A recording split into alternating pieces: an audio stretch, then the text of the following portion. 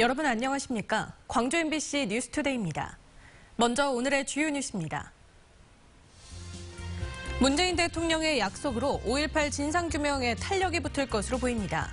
이르면 6월 국회에서 특별법이 통과될 수도 있습니다. 80년 5.18 당시 도청 앞 집단 발포는 병력 추가 투입을 위한 작전이었다는 연구 결과가 나왔습니다. 나흘 전 세월호 선내에서 수습된 유골과 치아 등이 단원고 허다윤 양의 것으로 확인됐습니다. 인사청문회 과정에서 적격성 논란을 낳은 광주도시공사 사장 후보자가 자진 사퇴했습니다. 문재인 대통령의 약속으로 5.18의 진상규명에는 탄력이 붙을 것으로 보입니다. 이르면 6월 국회에서 특별법이 통과될 수도 있습니다. 윤근수 기자입니다. 5.18과 관련한 문재인 대통령의 약속은 진상규명과 왜곡 금지, 헌법 전문 수록 등 크게 세 가지입니다. 5.18 특별법만 통과돼도 상당 부분 해결할 수 있는 과제들입니다. 완전한 진상규명은 결코 진보와 보수의 문제가 아닙니다. 상식과 정의의 문제입니다. 현재 국회에 계류 중인 특별법 개정안은 모두 3건.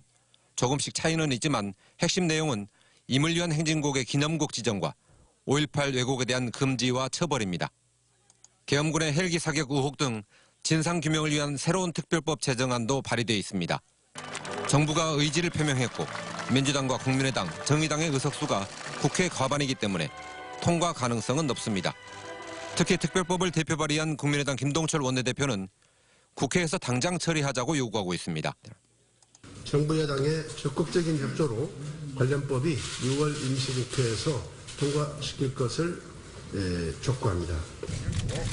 대통령이 여야 5당의 원내대표들과 만나서 협치에 시동을 걸었다는 점도 특별법 처리에는 긍정적인 요인입니다. 그러나 5.18 정신을 헌법 전문에 싣는 문제는 당장 실현되기는 어려울 걸로 보입니다.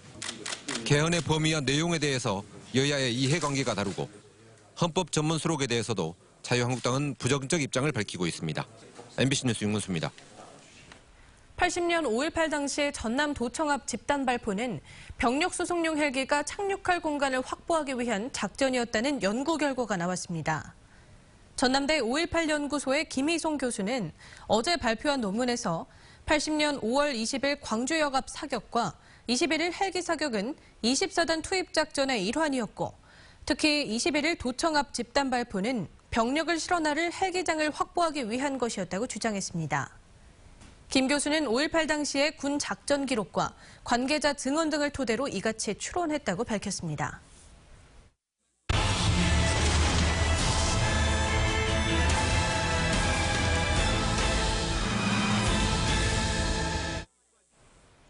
(1980년 5월 21일에 도청 앞 집단 발포). 피해자는 있는데 책임자는 없는 상태가 37년째 이어져 오고 있습니다. 증거가 될 발포 문건이 없기 때문인데요. 그런데 87년 6월 항쟁 때는 5.18과 달리 발포 명령이 적시된 군 문서가 있는 것으로 확인됐습니다. 전두환 정권이 작성한 문건을 단독 입수했습니다. 김철원 기자가 보도합니다. 1987년 6월 항쟁 당시 전두환 정권은 7년 전 5.18 때와 마찬가지로 계엄을 선포하려 했습니다. 시위 진압에 공수부대를 포함한 군부대 투입을 고려했다는 의미입니다. 광주 MBC가 입수한 육군 비밀 문건에는 7공수와 11공수를 31사단에 배속해 광주에서 운용하는 등 5.18 때와 마찬가지로 공수부대를 동원하려 한 전두환 정권의 계획이 담겨 있습니다. 주목되는 건 발포 관련 부분입니다. 이 문건에는 발포 명령이라는 단어가 등장하는데 조치할 때는 육군본부의 승인을 먼저 받아야 한다고 적시돼 있습니다. 5.18 한 달 전인 1980년 4월 강원도 사북 탄광에서 일어난 광부들의 시위인 사북 사건 때도 발포 명령이 언급된 문서가 있습니다. 군부는 이때도 현장에 11공수를 투입했는데 문건에는 아무리 긴급한 경우더라도 총기 사용은 육군 참모총장의 승인을 먼저 받을 것을 지시하고 있습니다. 정작 발포가 실행되지 않았던 사북 사건과 6월 항쟁 때는 발포 문건이 있는데 발포가 실행돼 수백 명이 죽거나 다친 5.18 때만 발포 문건이 없는 셈입니다. 동향보고 자체가 가장 중요한 시기에 없어요. 5.18도 약간은 그런 측면에서 보면은 그러한 이 소독된 자료다라는 그런 표현이 좀 어울릴 것 같습니다. 37년째 발포 명령자를 찾고 있는 5.18과 달리 4.19 혁명 때는 발포 명령자를 찾아내 책임을 물었습니다. 3.15 부정선거에 항의하는 시민들에게 경찰이 총을 쏴 200명이 숨졌는데 이 책임을 물어 내무부 장관인 홍진기와 최인규 등이 사형 선고를 받았고 최인규는 실제로 사형이 집행됐습니다. 재판부에서 평화적인 학생 데모대원들에게 총을 쏘게 해서 살인죄와 살인교사죄로서 기소된 홍진기를 비롯해서 발포 명령자 6명에 대한 첫 공판이 7월 13일 서울지방법원에서 열렸습니다. 피해자는 있는데 책임자는 없는 상태가 37년째 이어져 오고 있는 5.18 광주 학살. 도청 앞 집단 발포 명령자, 그의 이름을 찾아내는 일은 더 늦기 전에 풀어야 할 우리 시대의 과제입니다. MBC 뉴스 김철원입니다. 나흘 전 세월호 선내에서 수습된 유골의 치아 등이 단원고 허다윤 양의 것으로 확인됐습니다. 세월호 현장수습본부는 지난 16일 3층 우현 에스컬레이터 부근에서 수습한 치아와 치열 등에 대해 국립과학수사연구원에서 법치의학 감정을 실시한 결과 미수습자인 단원고 허다윤 양과 일치한다고 밝혔습니다. 3층 에스컬레이터 자리에서는 지난 14일부터 사흘 동안 49점의 유골이 발견됐으며 감식팀은 DNA 분석을 진행하고 있습니다. 5.18 기념일은 지났지만 광주의 5월이 가진 아픔을 나누고 기억하려는 노력은 계속 이어지고 있습니다. 이달 말까지 5.18을 주제로 진행되는 전시와 문화 공연을 이미지 뉴스 리포터가 소개합니다. 5.18 시민군의 대변인 윤상원 열사는 아직 오지 못한 새 시대를 생각하며 우윳빛 눈물을 흘립니다. 마지막 결전을 앞두고 시민군이 바라본 동트기 전의 도청 복도는 스산함을 품었습니다. 제독 작가 정영창 화백이 먹과 아크릴 물감으로 담아낸 5.18의 모습들입니다. 작년 겨울에 완성된 작품 전일 빌딩에는 최근 발견된 타는 자국이 추가돼 아직 진행형인 5월의 아픔을 담기도 했습니다. 그 과거가 지금 현재가 된 것이고 이 현재를 보고 우리가 이제 또 미래를 또 만들어 나가는 그러한 계기가 됐으면 좋겠습니다. 국가의 폭력 앞에 무너져간 가정의 이야기를 다룬 연극도 있습니다. 연극 청실 홍실은 더 이상의 폭력은 없어야 된다는 다짐을 관객들에게 설득력 있게 전합니다. 이번 달엔 매주 금요일과 토요일 한 차례씩 공연되고 다음 달부터는 매달 마지막 주 수요일에 관객을 만납니다. 아프지만 그 안에 어떤 공동체, 나눔 이런 부분을 꼭 생각하시고 산다면 좋은 계기가 되지 않을까라고 생각을 합니다.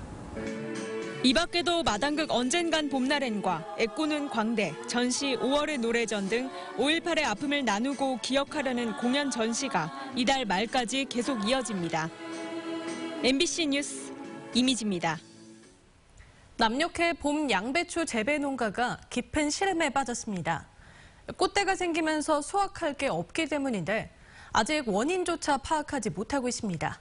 박영훈 기자가 현장을 취재했습니다. 전남 해남의 한 양배추 밭입니다. 수확을 눈앞에 둔 양배추에 난데없이 꽃대가 생기고 꽃이 피기도 했습니다. 양배추 한가운데 딱딱한 심 같은 꽃대가 생기면 먹을 수 있는 부분이 없어 폐기 처분해야 합니다. 이 하나 농사 어떻게 하고서 망했지? 그런 먹고 가면서 내가 죽을라 살아도 진짜 이 농사 짓는 참말로. 2월 초에서 3월 말 사이에 파종한 양배추들입니다. 전남 500여 헥타르 재배지 가운데 지금까지 확인된 피해 면적만 해남과 진도 등에서 100헥타르가 넘고 피해액은 수십억 원대로 추산되고 있습니다. 파종 시기나 기온 때문인지 아니면 뿌린 품종의 씨앗 탓인지 알 수 없는 상황입니다.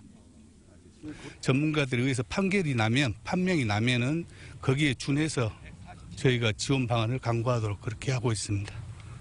농촌진흥청이 긴급히 현지 조사에 나섰지만 원인 파악까지는 일주일 이상 걸릴 전망입니다. 농민들의 상당수는 계약 재배로 중간 상인들에게 50%의 성금만 받은 상태에서 나머지 대금을 포기해야 하는 등 예상 못한 피해에 울상을 짓고 있습니다. MBC 뉴스 박용훈입니다. 인사청문회 과정에서 적격성 논란을 낳은 광주 도시공사 사장 후보자가 자진 사퇴했습니다. 광주시에 따르면 박중배 후보자가 스스로 물러나겠다는 뜻을 윤장현 시장에게 전달한 뒤 임원추천위원회에 사퇴서를 제출했습니다. 박 후보자는 시의회 인사청문회에서 도덕성과 전문성이 부족하다는 지적과 함께 자진 사퇴하라는 요구를 받았습니다. 헌법재판소장으로 지명된 김희수 헌법재판관은 5.18과 각별한 인연 때문에 호남에서 더욱 주목받고 있습니다.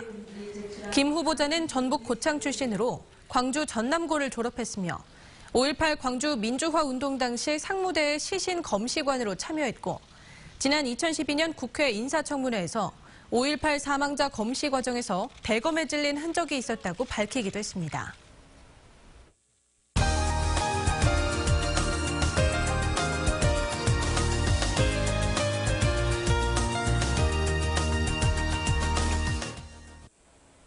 일상에 지친 심신을 달래기 위해 고즈넉한 사찰을 찾는 발길이 늘고 있습니다. 전라도 기행, 오늘은 생태 탐방과 불교 역사를 함께 담아갈 수 있는 순천 조계산으로 김종수 기자가 안내합니다. 국토를 가로지르는 소백산맥의 끝자락 조계산. 수려한 산세 사이로 펼쳐진 편백숲이 상쾌하기만 합니다. 짧지만 긴 여운이 담긴 숲길을 따라 걷다 보면 고즈넉한 천년 고찰의 발길이 머뭅니다. 조계산의 동쪽을 축으로 태고족의 불심이 자리 잡은 이곳은 1500년의 역사를 간직한 산안사입니다. 사찰의 분위기도 느낄 수 있고 우리 사찰의 불교의 역사도 느낄 수 있지만 우리 자연과 더불어서 생태의 체험도 같이 할 수 있는 아주 아름다운 공간이라고 보시면 될 것 같아요. 사찰 내 동선이 흡사 골목과 안길을 연상해 이곳을 들르는 방문객들에게 고향에 온 것 같은 반가움을 선사합니다. 대각국사 의천이 머물며 불교의 성지로 알려진 산암사의 볼거리는 여기서 끝나지 않습니다. 선조들의 조형미를 보여주는 승성교와 삼인당 등은 역사적 배경을 넘어 보는 이들의 시선을 멈추게 합니다. 마음의 안식을 넘어 지난 삶을 되돌아볼 수 있는 사찰 탐방에는 수풀로 우거진 원시림이 덤으로 딸려옵니다. 굽이굽이 펼쳐진 산책로에선 찌들어 있던 삶을 되돌아보며 자연 앞에 겸손해집니다. 그리고 그 끝자락엔 삼보사찰의 하나인 승보사찰 송광사가 그 위엄을 드러냅니다. 보조국사 진우를 비롯해 16명의 국사를 배출한 사찰의 명맥은 전국에서 가장 많은 문화재를 보유했다는 굵직한 자존심으로 이어집니다. 와서 보시면은 불교 문화의 융성한 것을 보실 수 있고 또 새로운 문화와 감명 깊은 역사적인 사실을 볼 수 있을 것입니다. 얼마 전 개관한 성보박물관의 유물 하나하나를 둘러보다 보면 어느덧 역사의 중심에 서 있는 듯 착각을 불러일으킵니다. 불교 역사와 자연 생태를 함께 품을 수 있는 순천의 사찰 탐방에 찾는 이들의 발길에 깊은 여운을 남기고 있는 가운데 조계산을 중심으로 나뉜 두 사찰의 매력은 봄빛이 스미는 5월에 더욱 눈부시게 빛나고 있습니다. MBC 뉴스 김종수입니다. 곡성 섬진강 기차마을과 조선대학교에서 장미축제가 잇따라 개막했습니다. 오는 28일까지 열흘간 열리는 곡성 세계 장미축제에서는 독일과 프랑스 등 세계 각국의 장미 품종 천여 종이 선보이고 물총 싸움과 영화 상영 등의 부대 행사도 다채롭게 준비돼 있습니다. 조선대도 장미꽃이 만발한 교내 장미원에서 오는 26일까지 장미축제와 함께 특산품 바자회와 공연 등을 진행합니다. 동화 속 캐릭터로 정감 어린 작품을 선보여온 서윤경 작가의 개인전이 예술의 거리 무등갤러리에서 열리고 있습니다. 이번 전시에서 서윤경 작가는 애니메이션과 동화 속의 친숙한 캐릭터를 독창적인 주인공과 대비시켜 현대인의 욕망과 소비 문화에 대한 냉소를 경쾌하게 표현하고 있습니다.